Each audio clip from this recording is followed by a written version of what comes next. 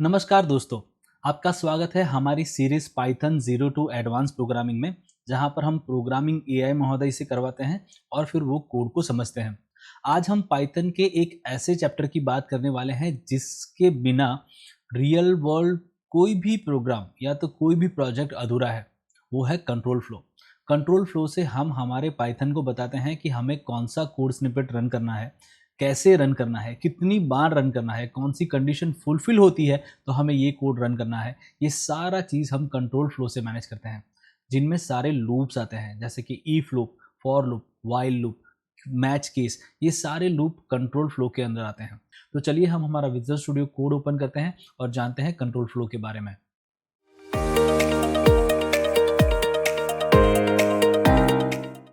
दोस्तों, हमने हमारा विजुअल स्टूडियो कोड ओपन कर लिया है और यहाँ पर हम एक फोल्डर बनाएंगे।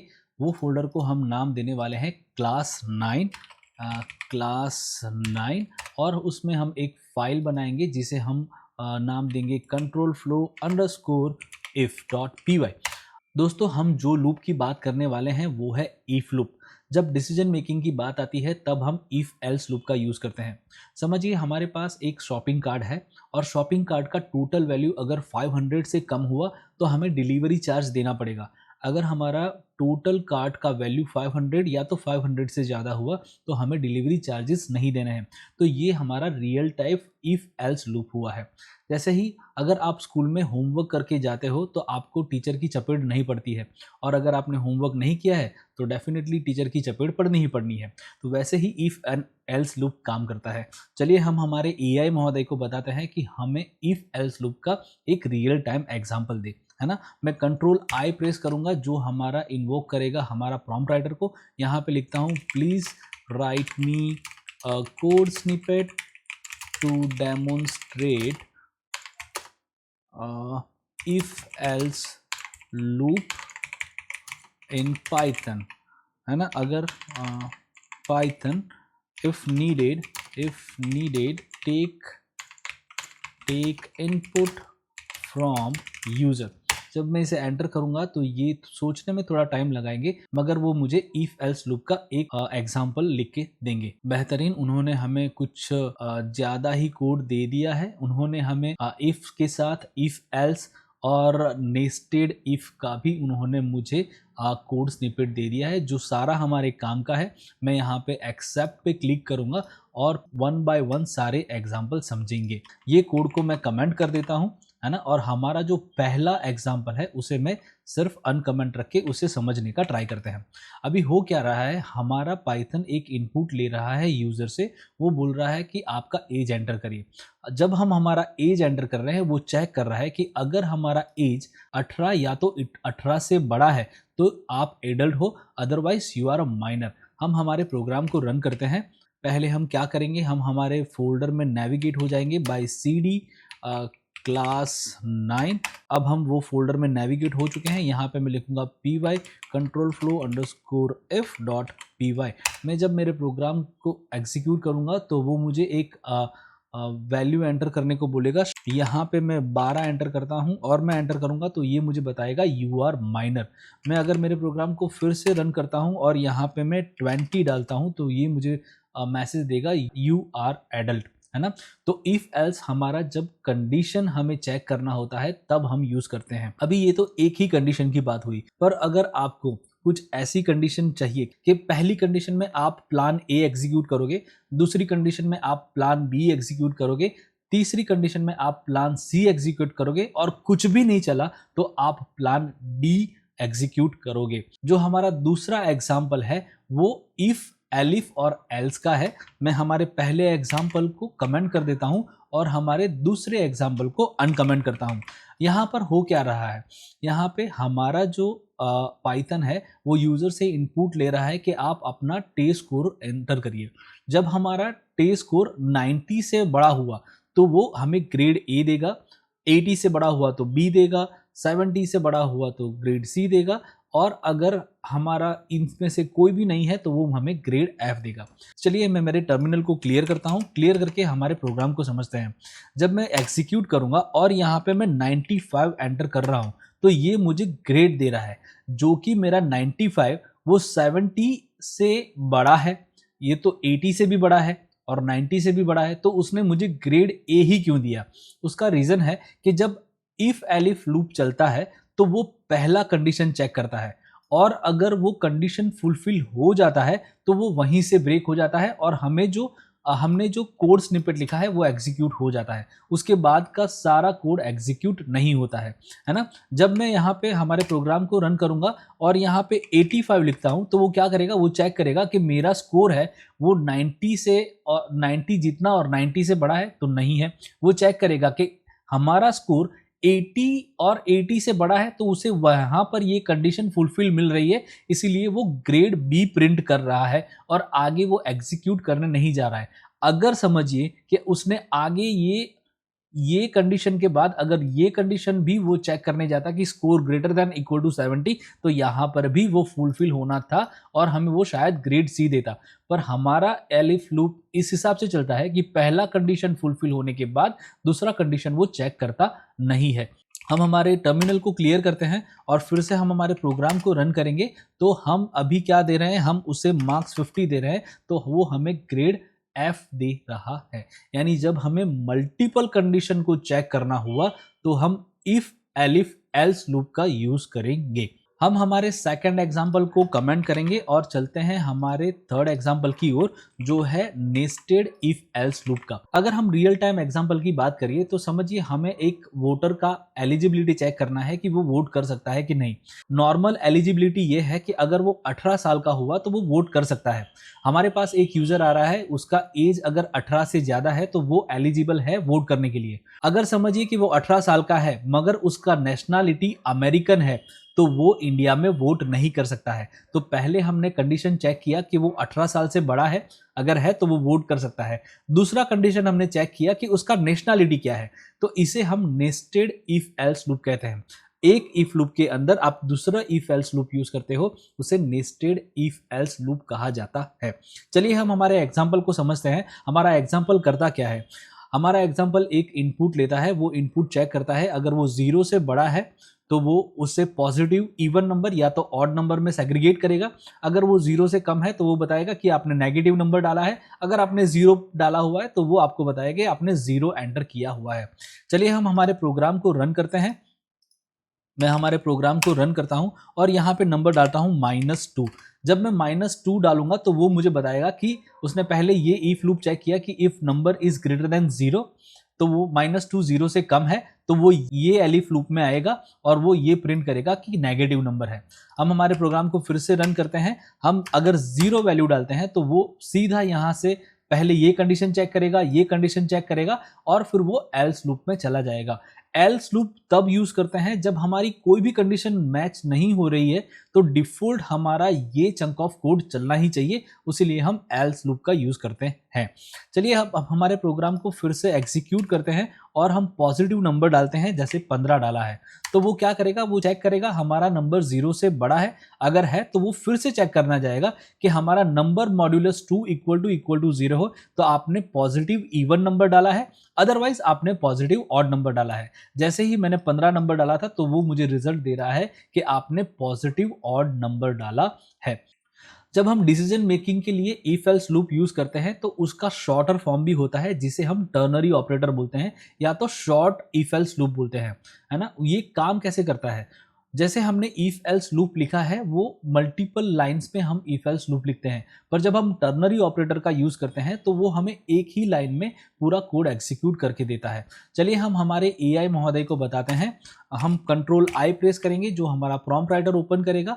हम इसे बताएंगे please give me example of ternary if else statement. If else statement, if needed please take input from user। जब मैं इसे एंटर करूंगा तो आप देखिए वो मुझे एक टर्नरी ऑपरेटर का एग्जांपल देंगे और जिसमें हमारा वन लाइनर कोड होगा, है ना। ये सोचने में थोड़ा टाइम लगा रहे हैं बट डेफिनेटली वो हमें कुछ अच्छा रिजल्ट देंगे। और देखिए हमारे एआई महोदय ने हमें एक कोड दे दिया है। हमारे एआई महोदय ने हमें 2 एग्जाम्पल दिए हैं। मैं दूसरा एग्जाम्पल पहले कमेंट कर देता हूं और हम पहले एग्जाम्पल को समझते हैं। उन्होंने क्या किया है, उन्होंने एक इनपुट हमारे यूजर से लिया है और वो प्रिंट करवा रहे हैं even if n modulus 2 equal to 0 else वो ऑड प्रिंट कर रहे हैं। यही चीज हमने यहाँ पे हमारे प्रोग्राम में लिखी हुई है, पर वो 4 लाइन में लिखा हुआ है और वो 4 लाइन का कोड उन्होंने सिर्फ 1 लाइन में ही कंप्लीट कर दिया है। जब हम टर्नरी ऑपरेटर यूज करते हैं तो जो हमारा कंडीशन फुलफिल होने वाला है उसके साथ जो रिजल्ट होता है वो हम पहले लिखते हैं, फिर उसका कंडीशन लिखते हैं और फिर एल्स के बाद हमारा जो दूसरा चंक ऑफ कोड हमें एग्जीक्यूट करना है वो हम लिखते हैं। चलिए हम हमारे प्रोग्राम को रन करते हैं और वो हमें एक इंटीजर नंबर पूछ रहा है। अगर मैं 5 नंबर यहाँ पे ऐड कर रहा हूँ तो देखिए उसने ऑड प्रिंट कर दिया है। मैं फिर से मेरे प्रोग्राम को एग्जीक्यूट करता हूँ और कोई इवन नंबर डालता हूँ तो इसने मुझे इवन रिटर्न करके दिया है। यानी हमारे डिसीजन मेकिंग में जब हम short if else loop use करते हैं तो हम एक लाइनर में यानी हमारा क्लीन कोड लिखना हो तब हम टर्नरी ऑपरेटर का यूज करते हैं। चलिए हम हमारे दूसरे एग्जाम्पल की ओर चलते हैं। हमारा दूसरा एग्जाम्पल जो है, उन्होंने क्या किया है, ए और बी 2 इनपुट लिए हैं, चेक करना है कि कौन सा नंबर किससे बड़ा है। हम हमारे टर्मिनल को क्लियर करते हैं और हमारे सॉरी यहाँ पे CLS आएगा। हम हमारे टर्मिनल को क्लियर करके हमारे प्रोग्राम को रन करते हैं। वो बोलता है हमारा फर्स्ट नंबर ऐड करिए। हमने फर्स्ट नंबर 45 ऐड किया है और दूसरा नंबर मैंने 25 ऐड किया है, तो वो मुझे बताएगा तुम्हारा लार्जर नंबर है वो 45 है। वो यहाँ पे चेक करता है कि लार्जर, हम हमारा जो रिजल्ट है टर्नरी ऑपरेटर का, उसे पहला जो था हमने उसे प्रिंट किया है। दूसरे टर्नरी ऑपरेटर में हम क्या कर रहे हैं, हमारा जो रिजल्ट है उसे हम हमारे एक वेरिएबल में स्टोर कर रहे हैं। लार्जर वेरिएबल को a का वैल्यू असाइन करेंगे if a is greater than b हुआ, अदरवाइज हम b का वैल्यू हमारे लार्जर वेरिएबल को असाइन करेंगे, है ना। इसी हिसाब से मुझे 45 लार्जर नंबर मिला हुआ है। और आपको एक बात बतानी थी कि जब हमने ये वैल्यू a की वैल्यू लार्जर को दी हुई है तो उसने ऑटोमेटिकली उसको फ्लोट डेटा टाइप में कन्वर्ट कर दिया है। जब हम इफ लूप यूज करते हैं उसके साथ हम लॉजिकल ऑपरेटर का भी यूज करते हैं।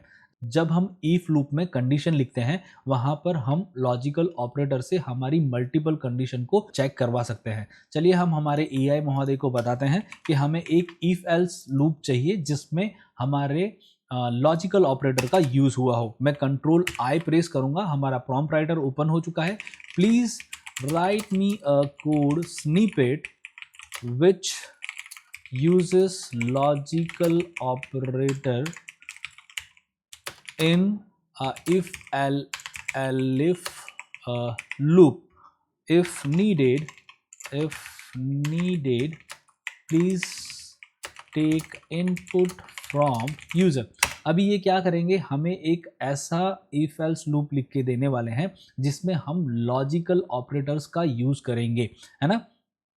इन्होंने हमारा कोड लिखना शुरू कर दिया है और वंडरफुल, हम इसे एक्सेप्ट करते हैं। चलिए हम समझते हैं कि हमारा कोड स्निपेट काम कैसे कर रहा है। हमारे कोड में हम 3 इनपुट ले रहे हैं, यूजर नेम, पासवर्ड और एज का। अगर आपने सही user name and password admin के लिए डाला है तभी आपका लॉगिन सक्सेसफुल होने वाला है। अगर आप गेस्ट हो या तो आपकी एज 18 से ज़्यादा है तो भी आपको एक्सेस ग्रांटेड होने वाला है, अदरवाइज आपको एक्सेस डिनाइड मैसेज मिलने वाला है। अगर आपका यूजर नेम एडमिन है तो आपको लाजिम आपका पासवर्ड करेक्ट ही डालना होगा। चलिए हम हमारे मल्टीपल केसेस चेक करते हैं। मैं मेरे प्रोग्राम को जब रन करूंगा और यहाँ पे एडमिन यूजर नेम डालता हूँ, पासवर्ड में यहाँ पे 4567 डाल रहा हूँ और एज यहाँ पे 20 डाल रहा हूँ। जब मैं एग्जीक्यूट करूंगा तो वो मुझे इनकरेक्ट पासवर्ड बताएगा। वो पहले हमारा इफ लूप को चेक करेगा कि आपका यूजर नेम एडमिन है तो उसका कंडीशन फुलफिल हो रहा है, एंड तो आपका पासवर्ड 1234 है तो यहाँ पर हमारा कंडीशन फुलफिल नहीं हो रहा है, तो वो एक और आगे वाला कंडीशन चेक करेगा। वो चेक करेगा आपका यूजर नेम एडमिन है अगर है, एंड आपका पासवर्ड 123 नहीं है, जो दोनों कंडीशन यहाँ पे फुलफिल हो रही है, इसीलिए उसने हमें इनकरेक्ट पासवर्ड मैसेज प्रिंट करके दिया हुआ है। अगर मेरा यूजर नेम गेस्ट है और मेरा एज अगर 18 से बड़ा है तो इस केस में वो मुझे लॉगिन करने देगा, यानी वो मुझे एक्सेस ग्रांट कर देगा। तो यहाँ पे देखो उसने मुझे एक्सेस ग्रांट कर दिया है, क्योंकि यहाँ पे मेरे ये 2 कंडीशन थे वो फुलफिल नहीं हो रहे, पर यहाँ पे मेरा और लॉजिकल ऑपरेटर है, यानी कोई भी एक अगर मेरा कंडीशन फुलफिल हो रहा है तो वो मुझे एक्सेस ग्रांट कर देगा। अगर मुझे ये वाला कंडीशन फुलफिल नहीं करना है तो मैं क्या करूँगा, मेरे टर्मिनल को पहले क्लियर करता हूँ, एग्जीक्यूट करता हूँ और यहाँ यहाँ पे मैं यूज़र नेम में के डाल रहा हूँ, पासवर्ड मेरा 123 कुछ भी डाल दूंगा और यहाँ पे एज मेरा 13 डाल देता हूँ। तो यहाँ पे पहले ही कंडीशन फुलफिल नहीं हो रहा है एडमिन, वो आगे चला जाएगा। दूसरी बार एडमिन नहीं हो रहा है, यहाँ पे वो चेक करेगा कि एज आपका ग्रेटर देन इक्वल टू 18 है, तो ये फुलफिल नहीं हो रहा है। और यूज़र नेम गेस्ट है, वो भी फुलफिल नहीं हो रहा है, तो वो फिर से आगे चला जाएगा। वो चेक करेगा कि आपका यूज़र नेम एडमिन या तो गेस्ट में से कुछ भी नहीं है, तो मेरा ये वाला कंडीशन फुलफिल हो रहा है, तो वो मुझे अननोन यूज़र का मैसेज देगा। तो उन्होंने देखो मुझे अननोन यूज़र का मैसेज दिया है। इसी हिसाब से हम हमारे इफ एल्स लूप में हमारे लॉजिकल ऑपरेटर्स यूज़ कर सकते हैं।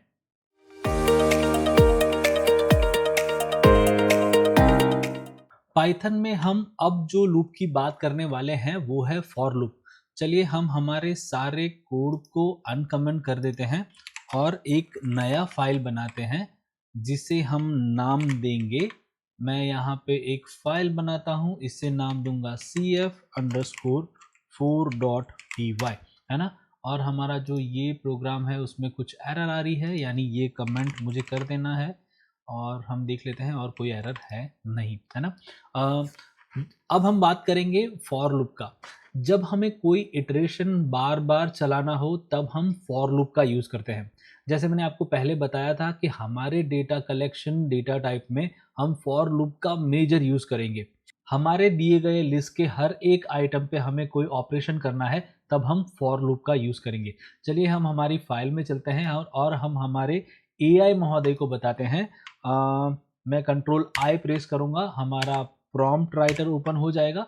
मैं यहाँ पे लिखूँगा please give me a code snippet demonstrating for loop, please define one integer list for it.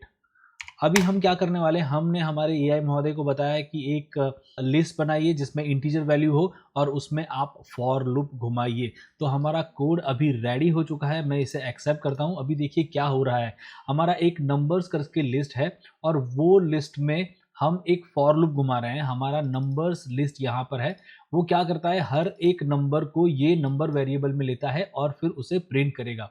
मैं मेरे टर्मिनल को क्लियर करता हूं और हमारे प्रोग्राम को हम रन करेंगे। इफ की जगह फॉर करके हम हमारे प्रोग्राम को रन करते हैं तो देखिए क्या हो रहा है, पहले 10, 20, 30, 40 और 50 उसने प्रिंट किया है।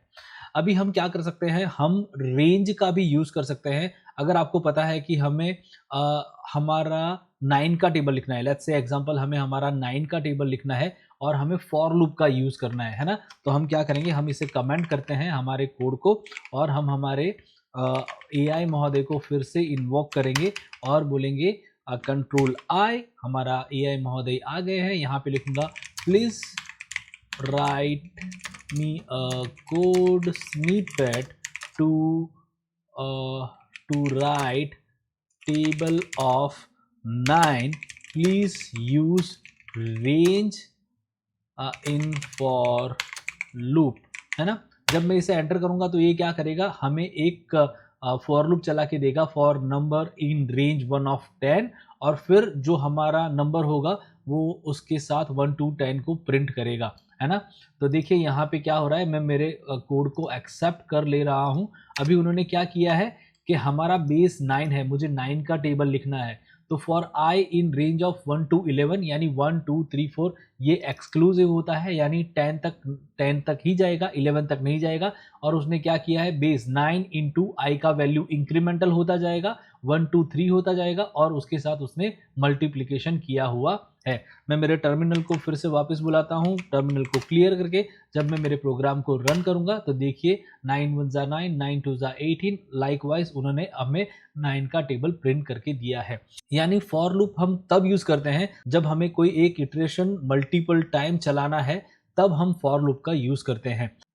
यहाँ पर आपने देखा जब मैंने i in range of 1 to 11 लिखा है, उसने i को हर बार 1 से इंक्रीमेंट किया है। समझिए मुझे ये इंक्रीमेंट बाय 2 चाहिए, यहाँ पे हमारा इंक्रीमेंट बाय हमारा i इंक्रीमेंट बाय 1 हो रहा है, पर अब मुझे इंक्रीमेंट बाय i का वैल्यू इंक्रीमेंट बाय 2 चाहिए। तो मैं क्या करूँगा, यही लूप को मैं कॉपी कर लेता हूँ, मैं इसे कमेंट कर देता हूँ और यहाँ पे लिखता हूँ यहाँ पर मैं जो हमारा रेंज होता है यहाँ पे उसके स्टेप दे दूंगा। जो हमारा थर्ड पैरामीटर हमारे रेंज फंक्शन में होता है वो स्टेप का होता है। तो अब मैं मेरे प्रोग्राम को रन करूंगा तो आप देखिए वो क्या कर रहा है, 9 1 जा 9, 9 3 जा 27 और उसने 2 का इंक्रीमेंट से मुझे वैल्यू दिया है। अभी समझिए जैसे कि मुझे ये मेरा वैल्यू स्टार्ट 1 से हो रहा है, वो मुझे 2 से स्टार्ट करना है। तो फिर से मैं मेरे कमेंट कोड को कमेंट करूंगा और उससे यहाँ पे पेस्ट करूंगा और इंस्टेड ऑफ ये जो मेरा स्टार्ट इंडेक्स जो मैंने 1 किया था उसको मैं 2 कर दूंगा और मैं यहाँ पे 12 कर दूंगा। अब मैं प्रिंट करूंगा तो मुझे क्या होने वाला है, मुझे 9 2 जा 18 और 9 4 जा 36 यानी 2 से स्टार्ट करके 12 तक का इंडेक्स यूज करने वाला है, पर 12 इसमें एक्सक्लूसिव है। हम फॉर लूप में फॉर एल्स भी यूज करते हैं। जैसे मैंने आपको बताया था हमारा इफ एल्स लूप होता है, उसमें कोई भी कंडीशन जब फुलफिल नहीं होती है तो एल्स ब्लॉक एग्जीक्यूट होता है। फॉर लूप में थोड़ा अलग से है।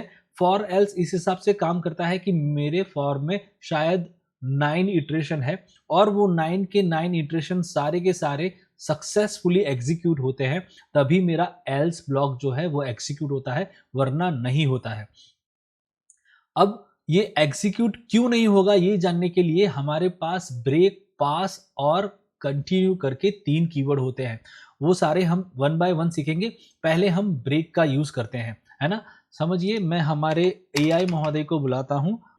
हम कंट्रोल आई प्रेस करेंगे और हमारे एआई महोदय को बताएंगे कि हमें फॉर एल्स लूप डेमोन्स्ट्रेट करिए। मैं यहाँ पे लिखूंगा please give me a code snippet of for else loop, use list data type for it, है ना। तो ये सोचने में थोड़ा टाइम लगाएंगे और हमें एक कोड देंगे। उन्होंने कोड लिखना शुरू कर दिया है और हमारे पास ये कोड आ चुका है। मैं इसे एक्सेप्ट पे क्लिक करता हूं। अभी देखिए क्या हो रहा है, हमारे पास एक नंबर करके लिस्ट है और वो सिंपली वो हर एक एलिमेंट को प्रिंट कर रहा है, यानी प्रिंट होने का काम हर एक एलिमेंट पे सक्सेसफुली होने वाला है।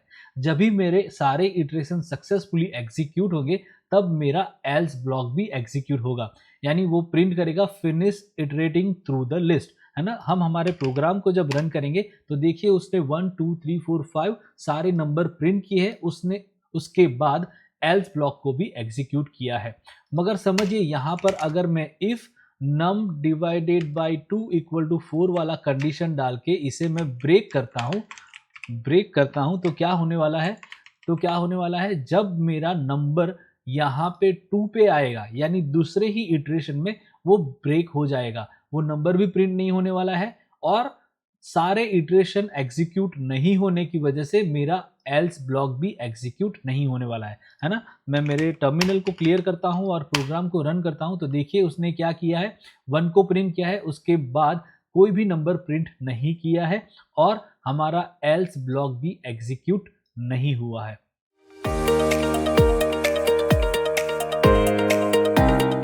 दोस्तों हमारा जो अगला लूप है वो है व्हाइल लूप। मैं क्या करता हूं, यहाँ पर एक फाइल बनाता हूं, यहाँ पे लिखता हूं, यहाँ पे फाइल बनाता हूं, लिखूंगा cf control flow underscore while dot py। मैं ये सारी फाइल हमारे गिटहब में चेक इन कर लूंगा, तो आप रेफरेंस लेके आप इस पे काम कर सकते हैं। व्हाइल लूप भी क्या होता है, व्हाइल लूप भी मल्टीपल इटरेशन पे ही चलता है, पर यहाँ पर एक पर्टिकुलर कंडीशन ट्रू होने तक हमारा व्हाइल लूप चलता है। अगर हमने व्हाइल लूप डिक्लेयर किया है पर हमने कोई कंडीशन नहीं रखा हुआ है तो हमारा व्हाइल लूप इनफाइनाइट में जा सकता है ना। चलिए हम हमारे एआई महोदय को बताते हैं कि दोस्तों मैं कंट्रोल आई प्रेस करूंगा और हमारे एआई महोदय को बताऊंगा please give me a code snippet to demonstrate while loop. Take one list of number and give a square of all the number. जब मैं एंटर करूंगा तो ये क्या करेगा, हमें एक लिस्ट बना के देगा जिसमें नंबर्स होंगे और वो वाइल लूप घुमाएगा और वाइल लूप से हमें सारे स्क्वायर प्रिंट करके देगा। चलिए समझते हैं कि एआई महोदय ने हमें जो कोड दिया है वो काम क्या करता है। एआई महोदय ने हमें 2 लिस्ट दिए हैं, एक एम्प्टी लिस्ट है जो स्क्वायर है और एक नंबर्स लिस्ट दिया है जिसमें 1 to 5 नंबर्स लिखे हुए हैं। अब मेरा वाइल लूप ये करने वाला है कि जब तक मेरा इंडेक्स का वैल्यू मेरी लेंथ ऑफ नंबर से कम ना हो तब तक मेरा वाइल लूप घूमेगा और हम हमारे वाइल लूप में इंडेक्स का वैल्यू इंक्रीमेंट करता जाएंगे। यानी पहले इंडेक्स का वैल्यू 0 होगा, ऑब्वियसली जो लेंथ है उसकी 5 उससे कम है, अंदर जाएगा, स्क्वायर करेगा, उसको स्क्वायर में अपेंड करेगा, फिर हमारे इंडेक्स को इंक्रीमेंट बाय 1 करेगा, यानी अभी उसका वैल्यू 1 हो चुका है। हमारे नंबर लिस्ट में से वही इंडेक्स का वैल्यू लेगा और उसका स्क्वायर करेगा और लाइकवाइज ये वाइल लूप घूमता जाएगा, है ना। अब हम हमारे प्रोग्राम को रन करते हैं तो देखिए उसने क्या किया है, हमारे पास 2 लिस्ट दिए हुए हैं, उसमें एक में हमारा जो ओरिजिनल था और दूसरा लिस्ट था उसमें सारे स्क्वायर उसने अपेंड किया है। अभी हम क्या करते हैं, यहाँ पे सिर्फ प्रिंट करते हैं, प्रिंट, और यहाँ पे जस्ट लिख देते हैं करंट इंडेक्स इस इंडेक्स, है ना। और मैं मेरे ये लाइन को कमेंट कर देता हूँ। जब मैं मेरे इंडेक्स का इंक्रीमेंट होने वाला लाइन कमेंट करूँगा तो क्या होगा, मेरा जो कोड है वो इनफाइनाइट लूप में चला जाएगा। तो आप देखिए current index is 0 bar bar print हो रहा है, यानी अब मेरा ये वाइल लूप इनफाइनाइट में चला गया है। इसे हमें ब्रेक करना पड़ेगा, है ना। कोई कंडीशन ऐसी होती है जहाँ पे हमें इनफाइनाइट टाइम लूप घुमाना होता है, तब हम ये वाइल लूप यूज़ करते हैं, बट ये एडवाइजेबल, रियल टाइम में ये एडवाइजेबल नहीं है। यानी वाइल लूप आप जब भी यूज़ करते हो मेक श्योर आप अपने इंडेक्स को हमेशा इंक्रीमेंट बाय 1 करेंगे, है ना।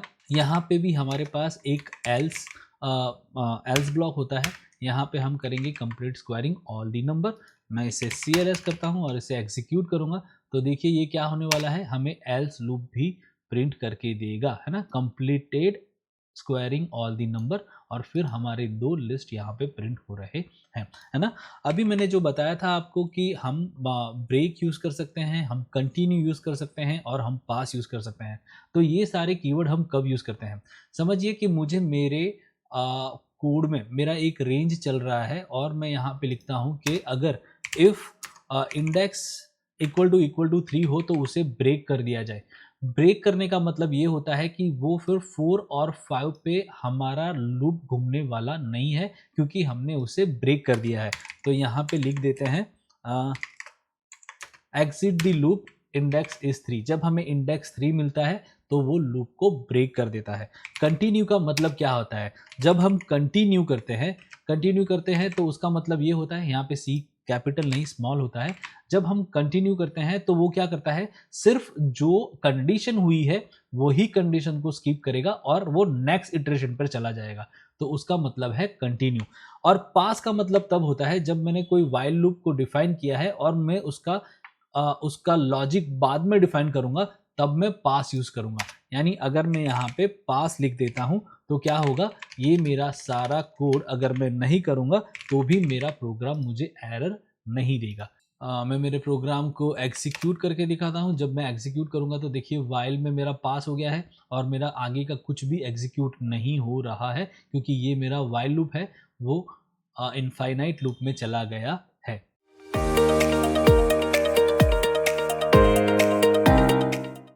दोस्तों हमारा जो अगला लूप है वो है मैच केस, जो पाइथन 3.10 से आगे वाले सारे वर्जन में अवेलेबल है। मैं क्या करता हूं, मैं यहाँ पर एक फाइल बनाता हूं जिसे नाम देता हूं control flow underscore match dot py। हमारा फाइल बन चुका है। हम हमारे AI महोदय को इन्वोक करेंगे बाय प्रेसिंग कंट्रोल I। यहाँ पर हम लिखेंगे please write me code snippet which demonstrate the match case. Please take input from user and print the statement accordingly, है ना। अभी हम इसे इसे एंटर करते हैं। अभी ये क्या करेंगे, हमारे से एक इनपुट लेंगे और हमारा इनपुट मैच होता होगा तो वो हमारे कोड को एग्जीक्यूट करेंगे, है ना। अभी देखिए क्या हो रहा है, उन्होंने हमें एक कोड दे दिया है। यहाँ पर हम एक इनपुट करेंगे कि हमारे वीक में 7 दिन होते हैं, तो हमें 1 to 7 कोई भी नंबर एंटर करना है। अगर 1 to 7 में से कोई भी नंबर हम एंटर करेंगे तो वो हमारे यहाँ पे केस में मैच हो जाता है। अगर मैंने 1 प्रेस किया हुआ है तो 1 यहाँ पे मैच हो रहा है और वो मंडे प्रिंट करेगा। पर अगर मैं 1 to 7 से कोई और नंबर डालूंगा तो वो कोई भी यहाँ से 1 to 7 केस से मैच नहीं होगा, तो वो हमारा डिफ़ॉल्ट केस चलाएगा, है ना। मैं अपने प्रोग्राम को रन करता हूँ।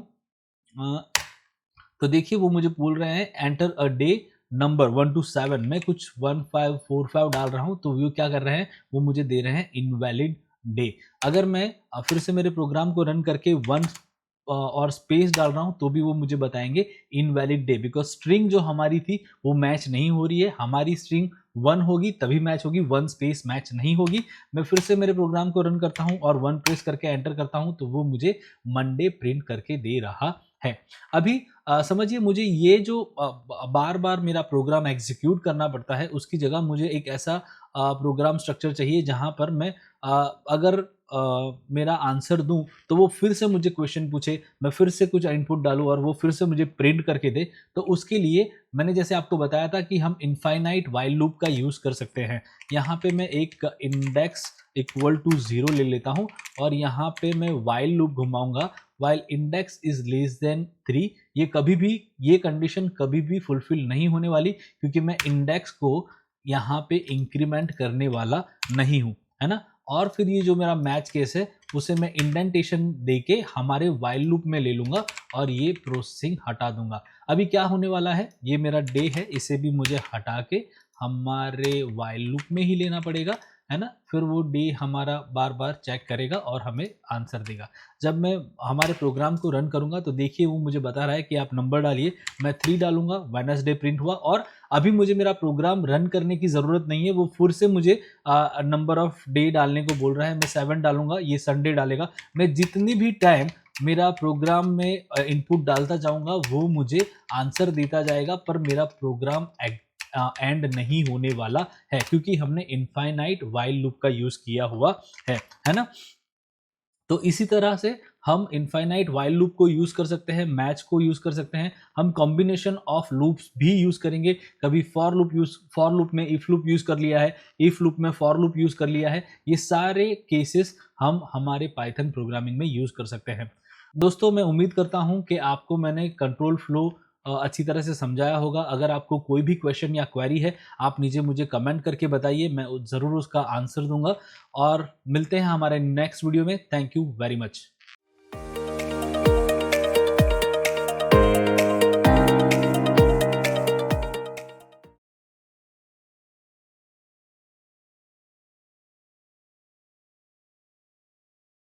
आज हम पाइथन में वो टॉपिक की बात करने वाले हैं जिनके बिना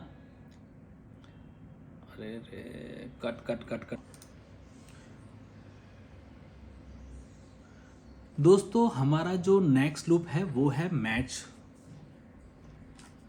टर्मिनल को क्लियर करता हूं और एग्जीक्यूट करता हूं तो देखिए ओ माय गॉड, इसने मुझे स्क्वायर 1 is 1 1 is 1, क्योंकि यहाँ पे हमारा